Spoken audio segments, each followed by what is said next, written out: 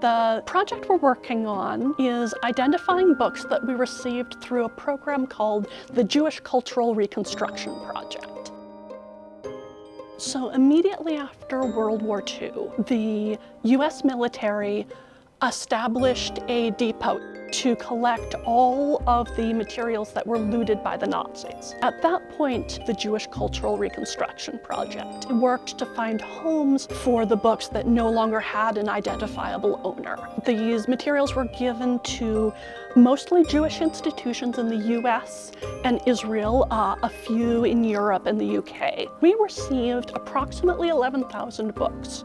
Education and literacy are really big values in Judaism. We're known as the people of the book, and there's a very important emphasis on learning and being intellectually curious and having a deep connection to our past. And those are values that I hold very dearly, and I'm very passionate about Jewish education. And to me, this project is me being able to enact on those values and being able to contribute in this one way to the Jewish community.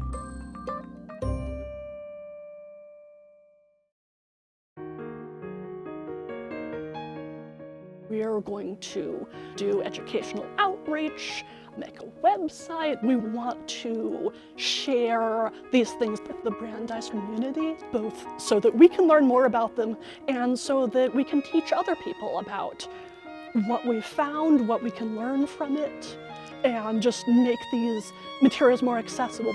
There are a lot of ways in which this is important. Preserving the memory of these people, who most of them were murdered by the Nazis. And this is a history where even the people who survived the Holocaust now are, in their 90s or 100s. They're just soon no longer going to be around to tell their stories.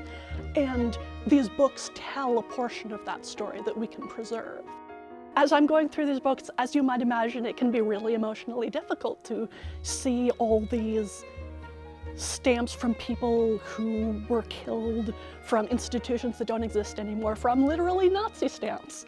And I'll sort of get used to that, and then I'll pick up one and I'll see that it used to be owned by Emma Mueller, and I just have to sit there and think about who this person might have been.